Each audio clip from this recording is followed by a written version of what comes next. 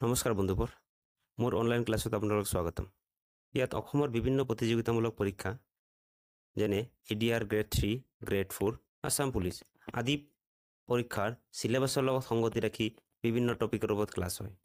ক্লাছবোৰ যদি আপোনালোকৰ বাবে হেল্পফুল হয় তেন্তে ভিডিঅ'খন লাইক কৰিব কমেণ্টত জনাব আৰু বন্ধু-বান্ধৱীৰ লগত শ্বেয়াৰ কৰিব নাপাহৰিব বলক আজি ক্লাছটো ষ্টাৰ্ট কৰোঁ আজি ক্লাছ মোষ্ট ইম্পৰ্টেণ্ট টপিক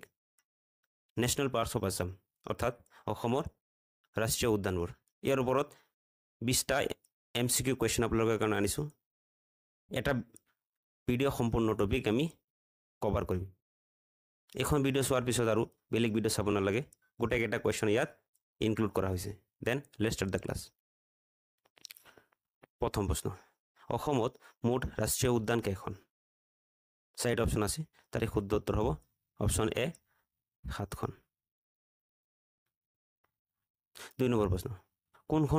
কোন চনত কাজিৰঙা ৰাষ্ট্ৰীয় উদ্যানক ইউনেস্কো বিশ্ব ঐতিহ্য অঞ্চল হিচাপে স্বীকৃতি দিয়ে চাৰিটা অপশ্যন আছে তাৰে শুদ্ধ উত্তৰ হ'ব অপশ্যন বি 1985 চন 3 নম্বৰ প্ৰশ্ন কোন চনত কাজিৰঙা এখন ৰাষ্ট্ৰীয় উদ্যান হিচাপে স্বীকৃতি পায় চাৰিটা অপশ্যন আছে তাৰে শুদ্ধ উত্তৰ হ'ব অপশ্যন বি 1974 চন 4 নম্বৰ প্ৰশ্ন মানস ৰাষ্ট্ৰীয় উদ্যান অসমৰ কোন জিলাত উপস্থিত চাৰিটা অপশ্যন আছে নগাঁও আৰু গোলাঘাট জিলা দৰং জিলা চিৰাং আৰু বাক্সা জিলা ডিব্ৰুগড় আৰু তিনিচুকীয়া জিলা তাৰে শুদ্ধ উত্তৰ হ'ব অপশ্যন সি চিৰাং আৰু বাক্সা জিলা 5 নম্বৰ কোন চনত মানস ৰাষ্ট্ৰীয় উদ্যানক ইউনেস্কো বিশ্ব ঐতিহ্য অঞ্চল হিচাপে অন্তৰ্ভুক্ত কৰে চাৰিটা অপশ্যন আছে 1928 চনত 1950 চনত 1985 চন আৰু 1973 চন তাৰে শুদ্ধ উত্তৰ হ'ব অপশ্যন সি 1975 চন 1985 চন 6 নম্বৰ প্ৰশ্ন কোন চনত মানস অভয়াৰণ্যক ৰাষ্ট্ৰীয় উদ্যান হিচাপে ঘোষণা কৰে চাৰিটা অপশ্যন আছে তাৰে শুদ্ধ উত্তৰ হ'ব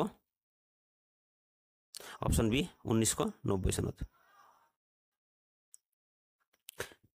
7 নম্বৰ প্ৰশ্ন লুপ্তপ্ৰায় ঢেকীয়াপতীয়া ভাগৰ সংৰক্ষণৰ বাবে 1973 চনত কোনখন ৰাষ্ট্ৰীয় উদ্যানক প্ৰজেক্ট ভাগৰ অন্তৰ্ভুক্ত কৰে চাৰিটা অপশ্যন আছে তাৰে শুদ্ধ উত্তৰ হ'ব অপশ্যন বি মানস ৰাষ্ট্ৰীয় উদ্যান 8 নম্বৰ প্ৰশ্ন অসমৰ সকলোতকৈ সৰু ৰাষ্ট্ৰীয় উদ্যানৰ নাম কি অসমৰ সকলোতকৈ সৰু ৰাষ্ট্ৰীয় উদ্যানৰ নাম চাৰিটা অপশ্যন আছে তাৰে শুদ্ধ উত্তৰ হ'ব ওৰাং ৰাষ্ট্ৰীয় উদ্যান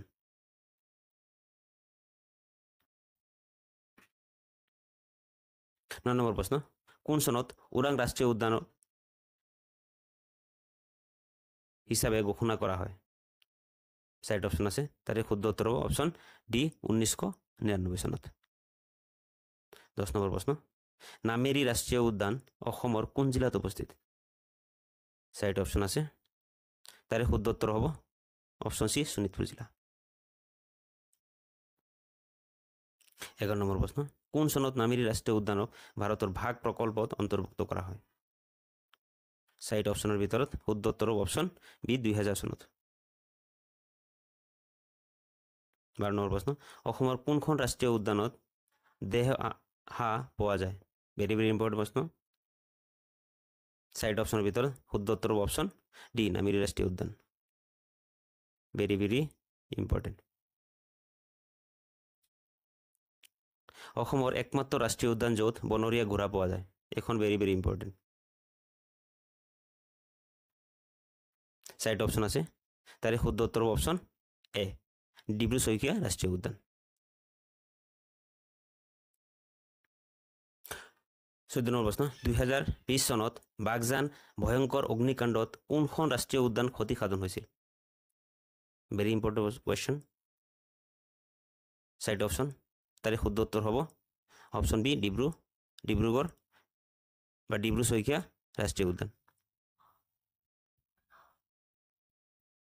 15 নম্বৰ প্ৰশ্ন অসমৰ কোন ৰাষ্ট্ৰীয় উদ্যানক পূবৰ এমাজন বুলি কোৱা হয় ভেৰি ভেৰি ইম্পৰ্টেণ্ট চাৰিটা অপশ্যন তাৰে শুদ্ধ উত্তৰ হ'ব অপশ্যন ডি দিহাং পাটকাই ৰাষ্ট্ৰীয় উদ্যান 16 নম্বৰ প্ৰশ্ন দিহাং পাটকাই ৰাষ্ট্ৰীয় উদ্যান অসমৰ কোন জিলাত অৱস্থিত চাৰিটা অপশ্যন তাৰে শুদ্ধ উত্তৰ হ'ব ডিব্ৰুগড় আৰু তিনিচুকীয়া। 17 নম্বৰ প্ৰশ্ন, কোনখন ৰাষ্ট্ৰীয় উদ্যান অৰ্কিড বৈচিত্ৰ্যৰ বাবে বিখ্যাত? ইম্পৰ্টেণ্ট প্ৰশ্ন। 4 অপশ্যনৰ ভিতৰত শুদ্ধ উত্তৰ হ'ব দিহিং পটকাই ৰাষ্ট্ৰীয় উদ্যান।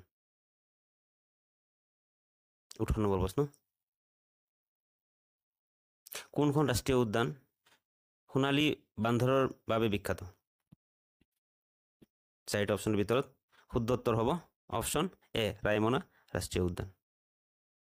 বন্ধুবোৰ, ভিডিঅ' যদি আপোনালোকক ভাল লাগে তেনেহ'লে নিশ্চয় মোৰ চেনেলখন লাইক কৰিব, কমেণ্ট কৰিব আৰু ছাবস্ক্ৰাইব কৰিব নাপাহৰিব। 19 নম্বৰ প্ৰশ্ন, ৰায়মনা ৰাষ্ট্ৰীয় উদ্যান অসমৰ কোন জিলাত অৱস্থিত? শুদ্ধ উত্তৰ হ'ব অপশ্যন ডি কোকৰাঝাৰ জিলা। 20 নম্বৰ প্ৰশ্ন, ৰিপু ফৰেষ্ট ৰিজাৰ্ভ অঞ্চল কোন ৰাষ্ট্ৰীয় উদ্যানৰ সংক্ৰমণ অঞ্চল?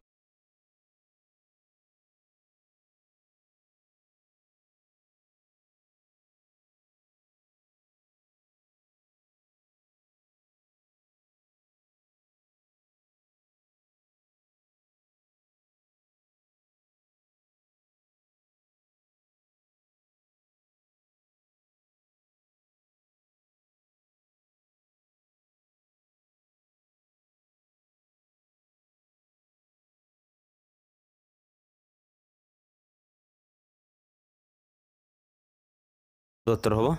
ৰায়মনা ৰাষ্ট্ৰীয় উদ্যান। লাষ্ট প্ৰশ্ন, ইয়াৰ উত্তৰ আপোনালোকে কমেণ্ট বক্সত দিব।